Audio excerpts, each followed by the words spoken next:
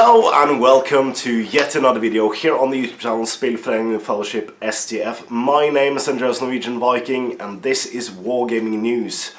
And a very gruff voice seemed to be infected by my girlfriend. She just went on holiday, or well, some business trip to Lisbon in Portugal, and decided to infect me with her cold just before she left. So I blame her.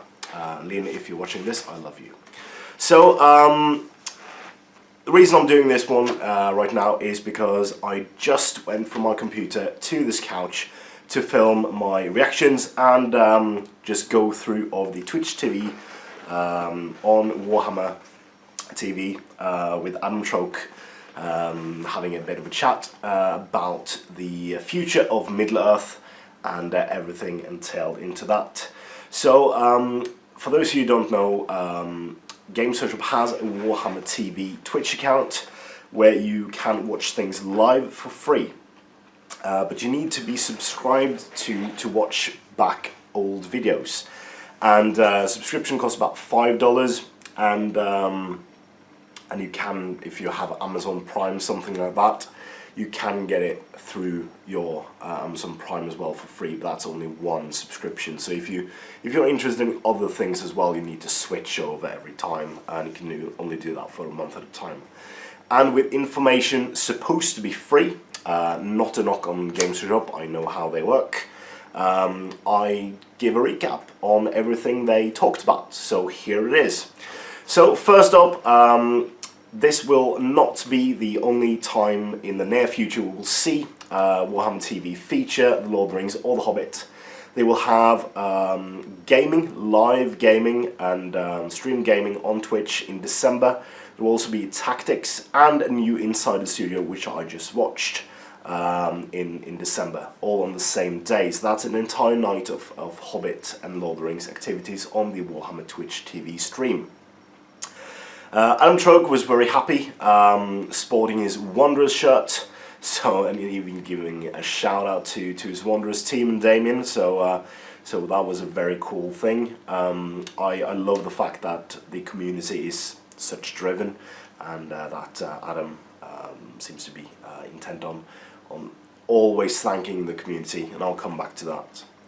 So army bonuses. So a lot of you will know that the army bonuses were made for the Throne of Skulls tournament, and they used the Throne of Skulls tournament to play test those rules. So due to the feedback on this seminar after the Throne of Skulls, there has been some changes made to those army rules. So the concept is that they will reward play that reflects the background.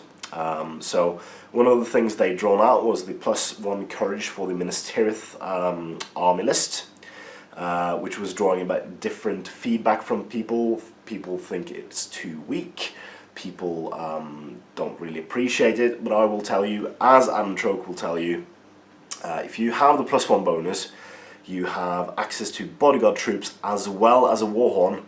Your army will stay there for a long time, and they will get to charge what you want them to charge more often than not with this army bonus. So I really like the army bonus rules. And another one that was drawn in was the Mordor faction gets +1 to wound if you at any point outnumber your opponent's army in numbers. So there was a loophole in that rule, well, not loophole, but it did apply to Mordor Trolls as well. Mordor Trolls with +1 to wound, that's normally going to be 2s. So they've done away with that, so it didn't specifically state, but I do think it will only apply to orcs in the armor list. So there are a new Hobbit tournament coming to Warhammer World in early 2018, first quarter, and there will be a total of 3 Warhammer World events in 2018 with the Hobbit and Lord of the Rings. There will be a Throne of Skulls, a GT, and possibly a doubles in that line of vein, he said.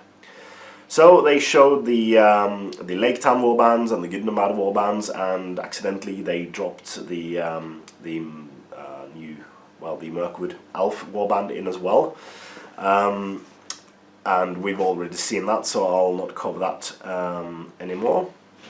One note I have, and sorry for this, Adam, if you're watching, but the interview you had, I don't know his name, but he was quite disruptive.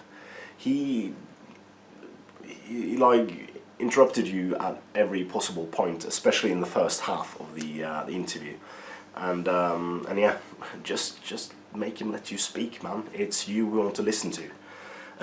Sorry, that's on a personal note though, from me.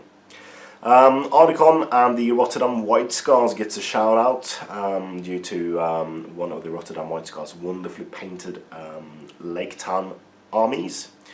So a question was asked, what's Adam's wish list?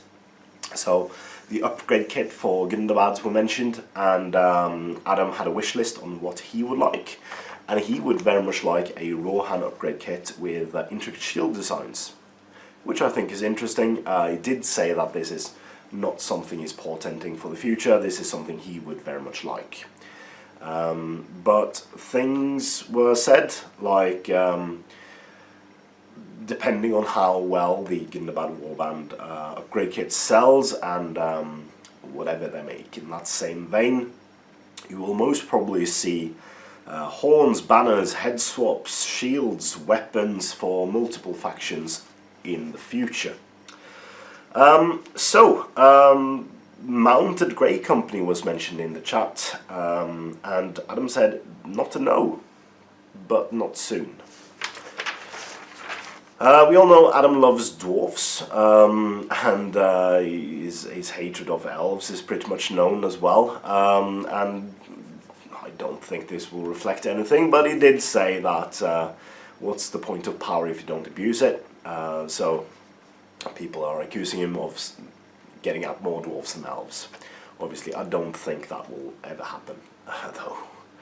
So, 4 Jaldus Gilead veterans were mentioned. Very good ideas, says Adam, something you hadn't thought about. There is already a Osgiliath Veterans pack in metal available from Games Workshop, but a more multi-pose pack would be lovely.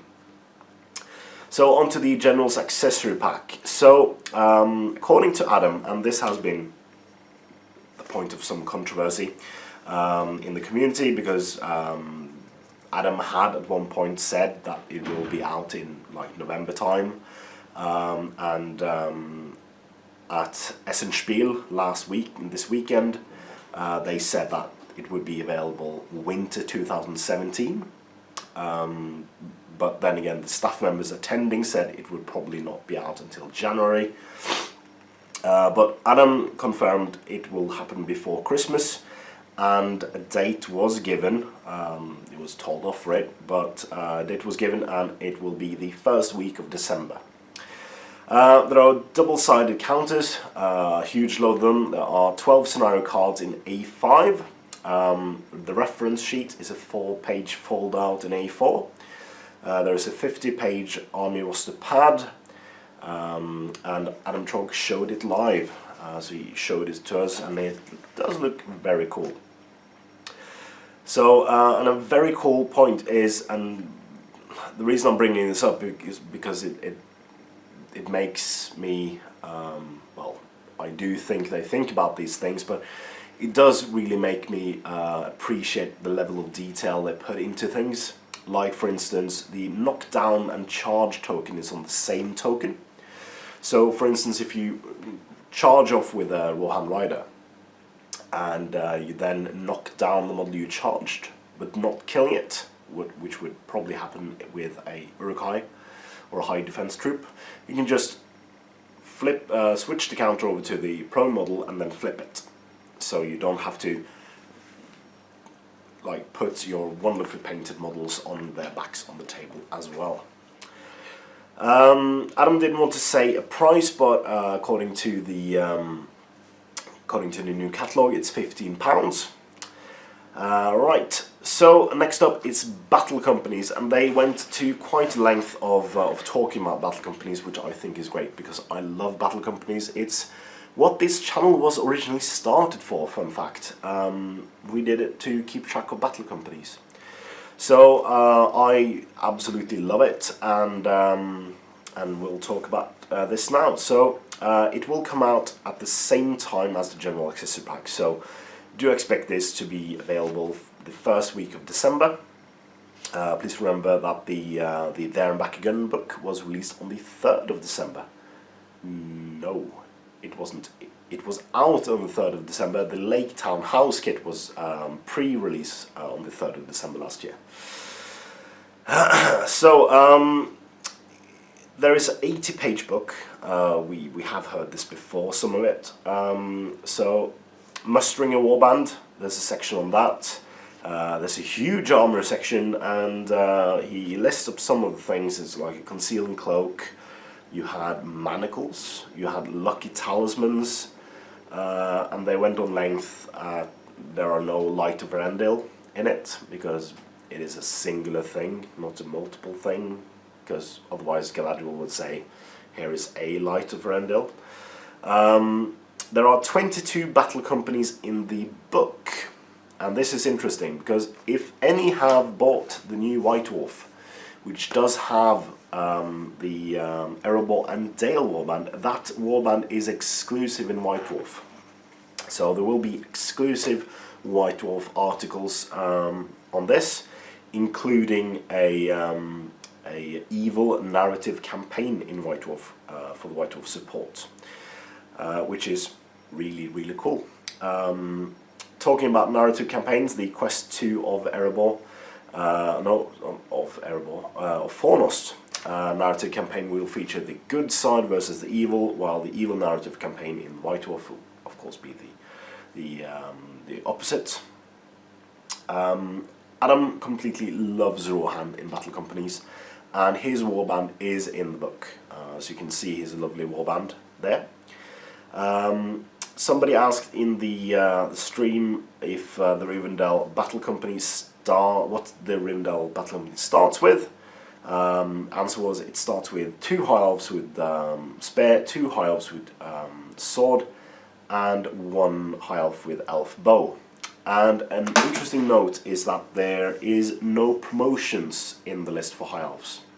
So a lot of warbands will have promotions for their warriors, but not for the high elves. That's as high as you can get on the rank of troops. But you can purchase Rivendell Knights as reinforcements. So, you know, that was one of the problems I had with one of the fan-made supplements, that it was way too easy to get an all-mounted Rivendell contingent early on in the game, and that just steamrolled you towards the end.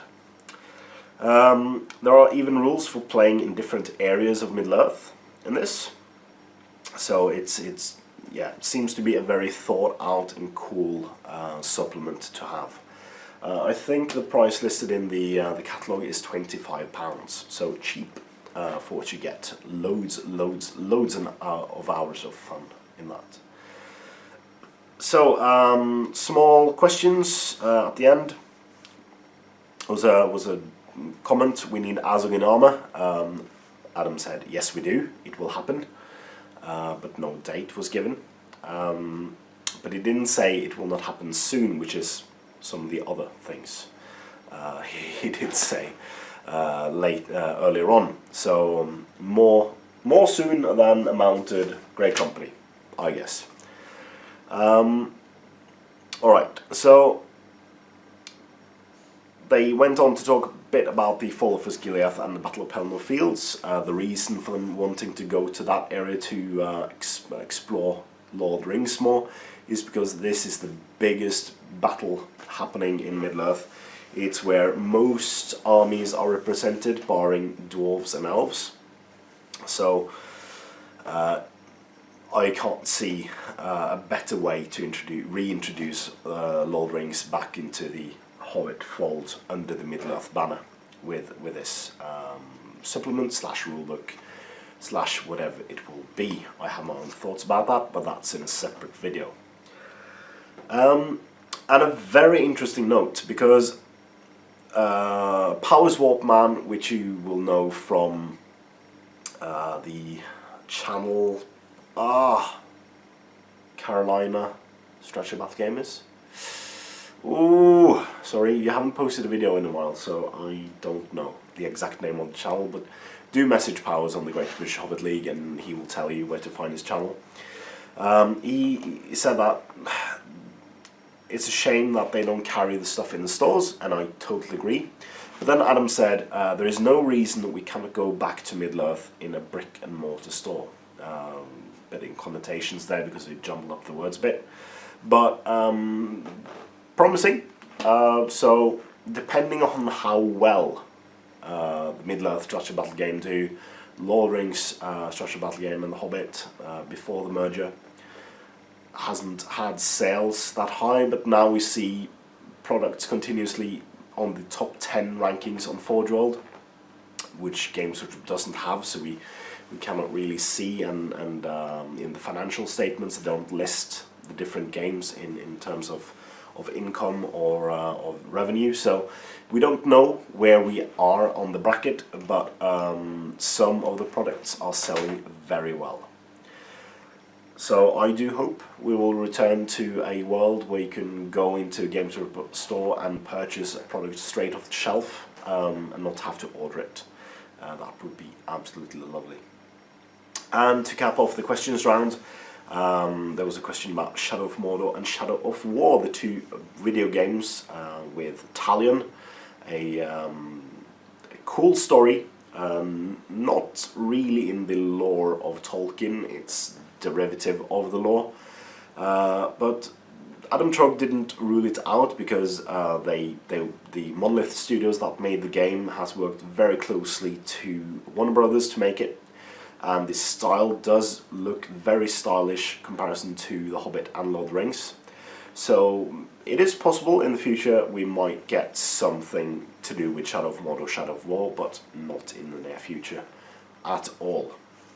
And to cap it all off, Adam thanked the community for the wonderful support we give him and the team. I think we are the best picture of a wonderful community in our hobby as a whole, and I don't see that changing anytime soon. You are lovely, we are lovely, and let's just keep this game afloat. And yeah, so nothing more to say than thank you for watching this video. Do tell us in the comments what you think, and do give suggestions if you have any, and subscribe to the channel. We love new subscribers, and we do have a competition currently running with prize drawing. Here's some of the things you can win when we reach 1,000 subscribers. So so do subscribe, and we're only 50 off, so do that. And as always, check out our Patreon link in the description below. It will support us keeping the studio alive and the channel alive. And more important than ever, support your hobby.